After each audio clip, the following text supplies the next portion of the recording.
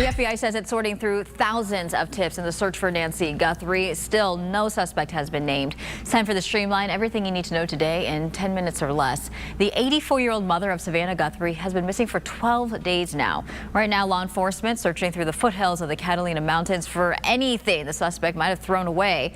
So you see the person here captured on Nancy's front door camera the night of her disappearance. Officials are still trying to determine the source of the 2 ransom notes as well, demanding $6 million in Bitcoin, with deadlines that have since passed and no proof of life. It's difficult to locate and rescue the person who's been kidnapped. The complexity of these investigations have been made even more intense because kidnappers are increasingly using technology to plan these operations, to receive the ransoms in these operations, and to avoid detection by law enforcement. Let's go back to this doorbell video. Since it was released, more than 4,000 calls have flooded into tip lines, with a total of 18,000 since Guthrie vanished. It was a fiery hearing on Capitol Hill yesterday with Attorney General Pam Bondi. She was called to testify before the House Judiciary Committee about the handling of the investigation into convicted sex offender Jeffrey Epstein. It started on a somber note. Bondi expressed sorrow for Epstein's victims, but Bondi declined to apologize for the Justice Department's initial failure to redact victims' names from the files. From that point forward, well, you can see what happened. You can let her filibuster all day long, but not on our watch. And I told you about that, Attorney General, before you started. You don't tell me. Yeah, oh, I did tell you because we saw what you did in the Senate. You're a lawyer, not even a lawyer. Republican Thomas Massey then pressed Bondi on why the DOJ initially redacted the names of some powerful men, including billionaire Les Wexner. Within 40 minutes, Wexner's name was added back. Within 40 minutes of me catching you red-handed. There was one redaction out where of he's over listed as a co-conspirator. And we invited you in. This guy has Trump derangement syndrome. He needs to get, you're a failed politician. Bondi repeatedly referred to a binder with prepared information on some of the lawmakers. Bondi argued instead of Epstein, lawmakers should focus on President Trump's successes, including his focus on crime. A new rift may be forming between the president and some Republicans in the House. 6 of them voted with Democrats on Wednesday to rescind the tariffs on Canada. On social media, the president threatened those Republicans, writing, "Any Republican in the House or Senate that votes against tariffs will seriously suffer the consequences come election time," and that includes primaries. A new report from the Nonpartisan Tax Foundation shows tariffs cost the average American household $1,000 last year. That number is set to increase to $1,300 this year if tariffs stay in place. The bill will head to the Senate, where it's unlikely to pass. Even if it does, the president will likely veto it. Our students really deserve better. San Diego Unified leaders were in Sacramento Wednesday pushing state lawmakers for more special education funding. Special ed, they say, takes up about a quarter of the budget, and with a big deficit, San Diego Unified needs some help. ABC 10's reporter Yasmin Ludi spoke with the school board's vice president about how the support could reduce long-term challenges. San Diego Unified says they're covering majority of the costs for special education.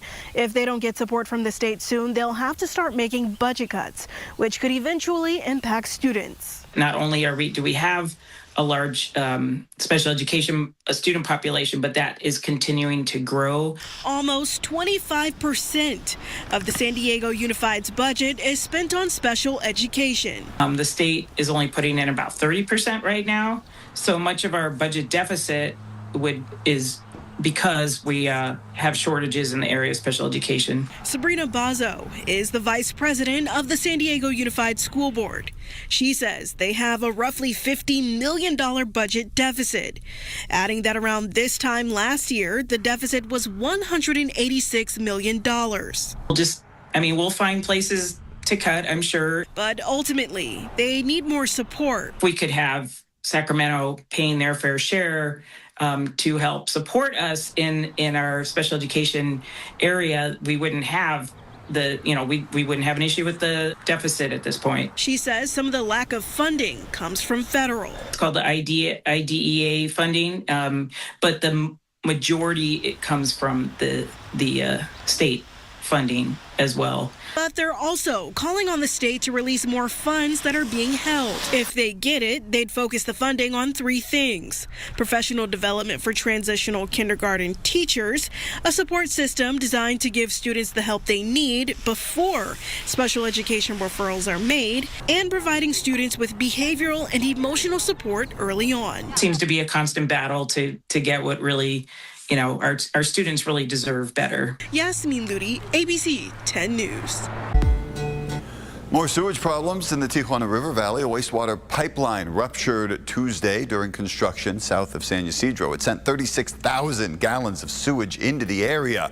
The U.S. International Boundary and Water Commission sent portable pumps and water vacuum trucks to capture the wastewater. They say it never reached the Tijuana River, but one South Bay doctor tells ABC 10 News that any wastewater exposure still poses a health risk.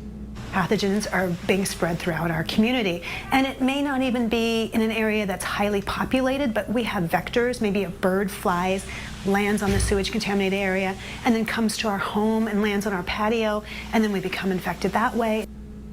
Officials say the pipeline was repaired and there were no impacts to the water treatment plant. Medical debt is becoming a huge financial burden for Americans as the bills start to add up, from the cost of labs to procedures to medicine. But there are financial options out there to help get you back on track. I'm just really passionate about computers and making software that impacts people. Even as a young girl, Selena Barrow wanted to become a computer engineer, and that's what she was studying at UCLA when she suddenly got sick. I was experiencing some symptoms where I was like passing out and fainting randomly, and it was a little scary what happened around my friends and family too. She was sent to a number of specialists and had to undergo further testing, medical attention she thought her insurance was going to cover, but she was wrong. So I was still in school. I had to still worry about paying rent and my bills and everything else. And then I was just handed all these medical bills I didn't really know how to deal with. Selena ended up with $5,000 in medical debt on top of the debt she was already working to pay off. At one point, I was so scared I had to pull out a little bit of student loans as well, just kind of like as a safety cushion in case I didn't have enough money to pay for it. And she's not alone. About 14 million people owe more than $1,000 in medical debt. According to Bankrate.com, a personal finance website, Americans rack in a total of $220 billion in medical debt a year. Selena says she reached out to her bank for help and was sent to Money Management International, a nonprofit credit and housing counseling agency, which provides counseling and financial education. Thomas Nitchie, who is a spokesperson for the agency, says if you fall into this situation, make sure you ask questions. First of all, try to become an expert of your own situation. Use tools like ChatGPT. Reddit has a great debt-free community. These are places where you can go anonymously and safely. You can start to get your brain around what is possible. What are the next steps? What should I do?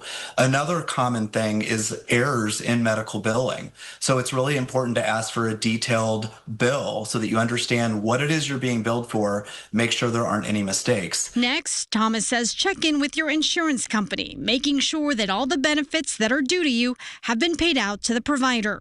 Also, ask about a payment plan or financial assistance, as many people qualify for help and may not know it.